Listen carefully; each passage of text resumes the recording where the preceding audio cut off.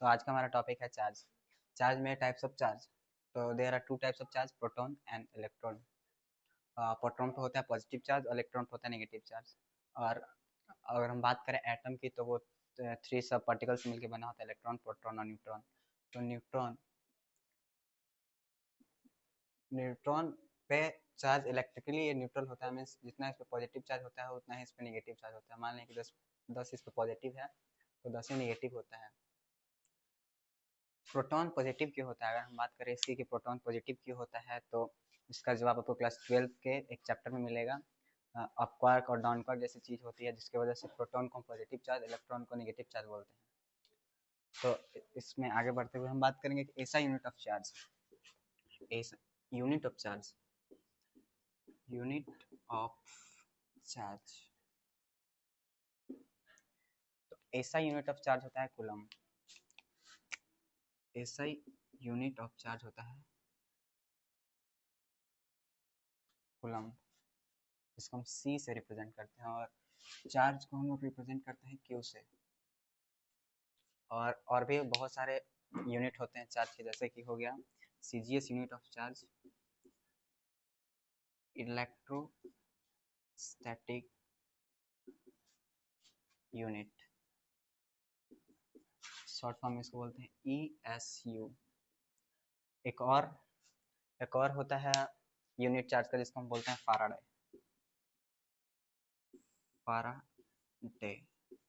और ये सबसे बड़ी यूनिट होती है चार्ज की।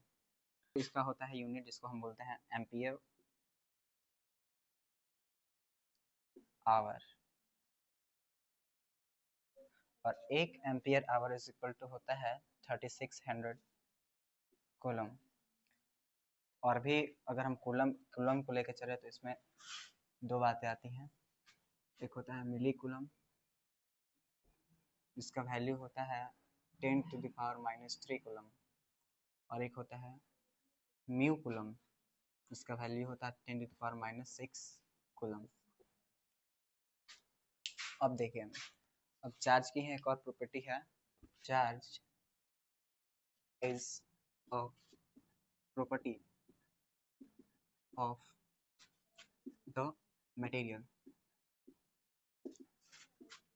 Due to which it experience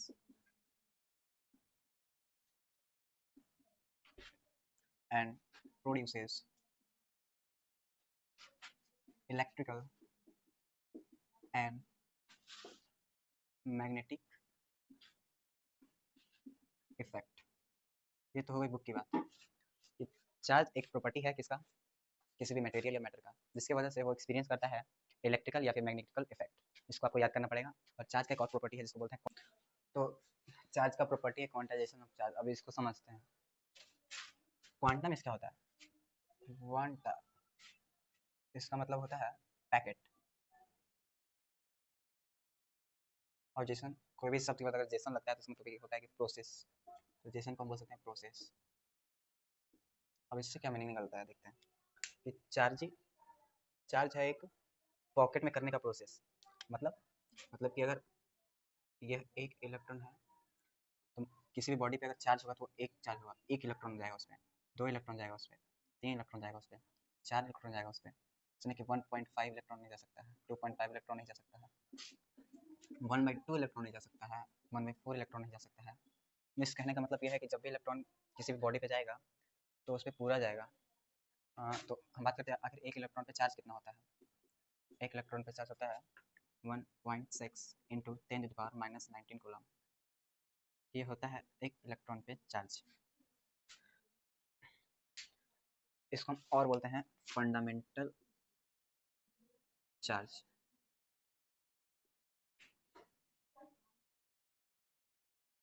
ये सबसे छोटा चार्ज है जो किसी ऑब्जेक्ट के ऊपर रहेगा। मीन्स अगर वो एटम से बनकर बना होगा तो उसके अंदर एक इलेक्ट्रॉन तो मिनिमम होगा ही।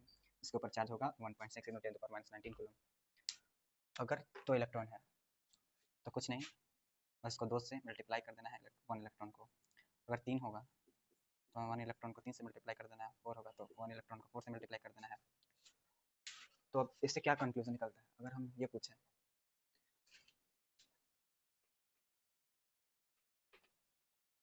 अगर हम ये पूछें 0.5 into 10⁻², कैन इट एग्जिस्ट, क्या एग्जिस्ट करेगा? हम लोग ये देखेंगे कि एक इलेक्ट्रॉन पे चार्ज 1.6 इंटू 10⁻−19 कूलम, दो इलेक्ट्रॉन पे इसका दोगुना। लेकिन 0.5 इंटू 10⁻² एग्जिस्ट नहीं करेगा। तो अगर ऐसा कोई भी चार्ज आता है जो इलेक्ट्रॉन के मल्टीपल पे है तब वो एग्जिस्ट करेगा, नहीं तो नहीं करेगा। ओवरऑल कहने का मतलब यही था इसका। तो क्वांटाइजेशन ऑफ चार्ज यही होता है कि अगर ये एक इलेक्ट्रॉन है और इलेक्ट्रॉन को हम ऑब्जेक्ट की तरह लें तो इसका आधा हिस्सा कहीं नहीं जा सकता है, अगर जाएगा तो पूरा एक इलेक्ट्रॉन ही जाएगा। ठीक है, तो यहाँ पे क्वांटाइजेशन ऑफ चार्ज हो गया खत्म। अब देखते हैं कि चार्ज का फार्मूला क्या होता है। इससे हमें फार्मूला डिराइव करते हैं, Q is equal to plus minus N E. अरे प्लस माइनस बस नेचर को शो करता है कि वो इलेक्ट्रॉन है या प्रोटॉन। तो अब हम एक क्वेश्चन लिखते हैं यहाँ पे, तब तक के लिए स्किप करते हैं और उसको सॉल्व करेंगे। ठीक है, हमारा क्वेश्चन ये है कि find the number of electron present in 1 coulomb of charge. तो इस लेक्चर में जब भी हम क्वेश्चन लिखेंगे उसमें पहले हम गिवन लिखेंगे। इसमें गिवन क्या है? गिवन है 1 कूलम, मतलब यहाँ पे Q की वैल्यू है 1 कूलम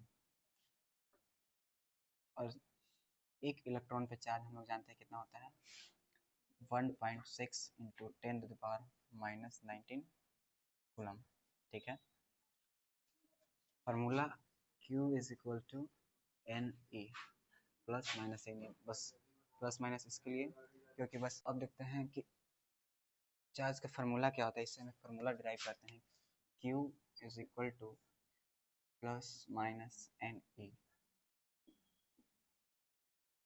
अरे प्लस माइनस बस नेचर को शो करता है कि वो इलेक्ट्रॉन है या प्रोटॉन।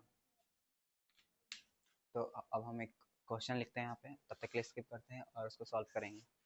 ठीक है, क्वेश्चन ये है कि find the number of electron present in 1 coulomb of charge. तो इस लेक्चर में जब भी हम क्वेश्चन लिखेंगे उसमें पहले हम गिवन लिखेंगे।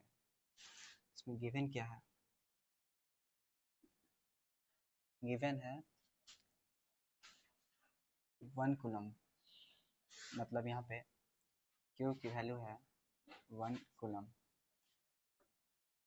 और एक इलेक्ट्रॉन पे चार्ज हम लोग जानते हैं कितना होता है 1.6 इंटू 10⁻−19 कूलम। ठीक है, formula Q is equal to N E plus minus N E, बस प्लस माइनस इसके लिए क्योंकि बस नेचर को शो करता है। Q इज इक्वल टू यहाँ पे E क्या होता है, पहले हम इसी को समझाते हैं कि होता क्या है। Q होता है चार्ज, N होता है नंबर ऑफ इलेक्ट्रॉन और E हो जाता है एलिमेंट्री चार्ज।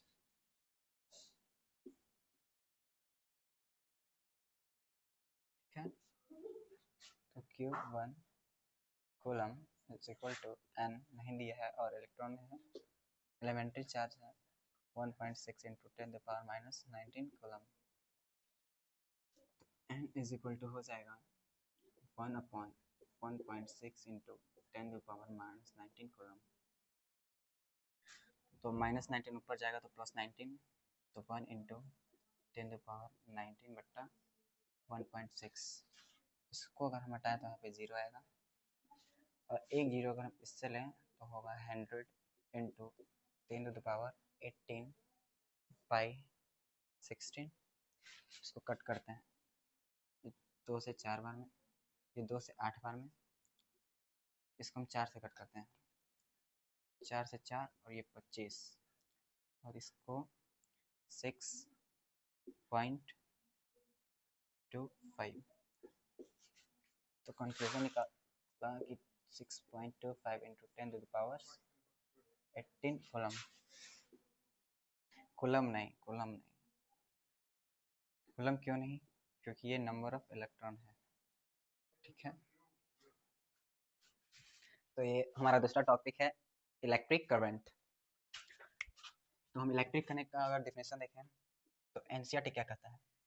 एनसीईआरटी कहता है कि the rate of flow of charge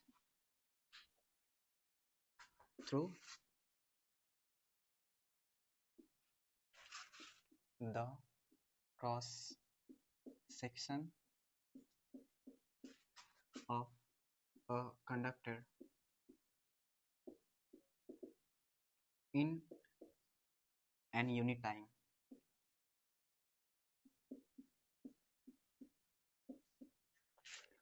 ये तो हो गई बुक की बात है।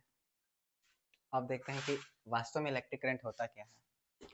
तो इलेक्ट्रिक करंट कुछ नहीं होता है, जिस गति से चार्ज फ्लो करता है किसी भी कंडक्टर में, उसी को हम लोग बोलते हैं इलेक्ट्रिक करंट। और अगर चार्ज में बात किया जाए तो ऐसा माना जाता है कि पॉजिटिव चार्ज फ्लो करता है। लेकिन ये कैसे हो सकता है, जबकि अगर हम एक सर्किट बना के देखें तो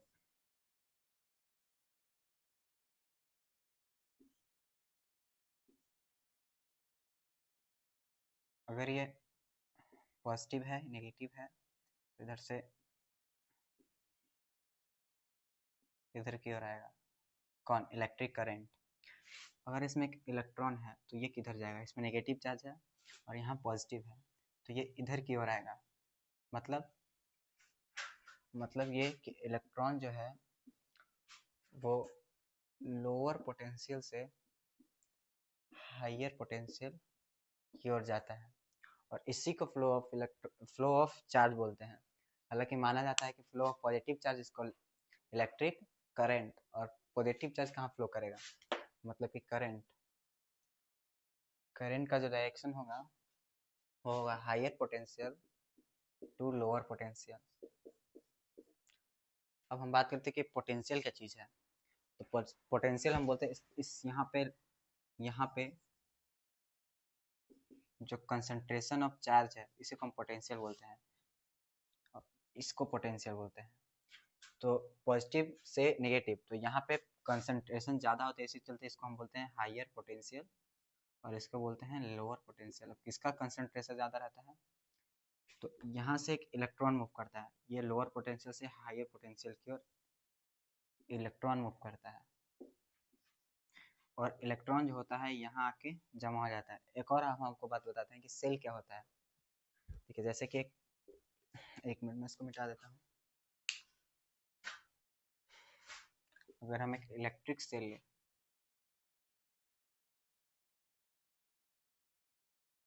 तो एक सेल हो जाएगा और ये हो जाएगा उसका पॉजिटिव चार्ज पार्ट और ये हो जाएगा उसका नेगेटिव चार्ज। अब इस सेल को हम बोलते हैं ड्राई सेल।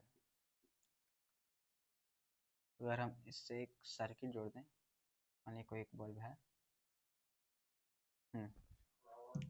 अब इसमें अगर इलेक्ट्रॉन मूव करता है, इधर से इलेक्ट्रॉन मूव करता है, ठीक है, तो इधर से मूव करता है इधर वापस आता है, इधर से मूव करता है इधर वापस आता है, इधर से मूव करते इधर वापस आता है।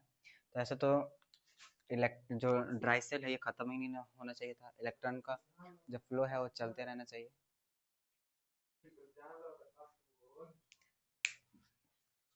तो इलेक्ट्रॉन का जो फ्लो है इधर से इधर, इधर से इधर, इधर से इधर, इधर से इधर चलते रहता है। तो ड्राई सेल तो खत्म नहीं होना चाहिए, मतलब कि इलेक्ट्रिक करंट फर्दर चलता होना चाहिए, तो ड्राई सेल खत्म नहीं होगा। इसके पीछे साइंस ये है, इधर से जब इधर आता है कौन, इलेक्ट्रॉन, तो यहाँ पे जमा हो जाता है, यहाँ पे जमा हो जाता है। जब ढेर सारा इधर, मतलब ये ऑब्जॉर्ब होता है, यहाँ पे इलेक्ट्रॉन क्या होता है, एब्जॉर्ब होता है।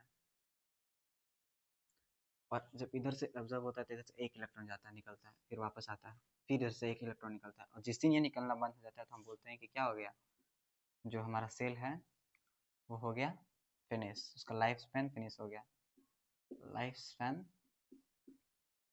ऑफ सेल हो गया खत्म। ठीक है, तो ये होता है रॉकेट साइंस, किसके पीछे का, सेल के पीछे का। तो अब हम इसका फार्मूला का बात करते हैं कि अगर बताना है तो भूलेंगे कि करंट को हम लोग आई से डिनोट करते हैं।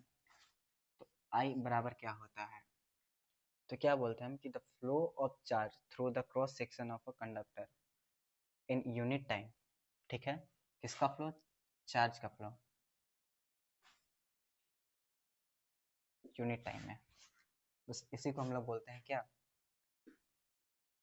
Electric current. तो ये हो गया उसका फार्मूला। इसको आप ऐसे याद कर सकते हैं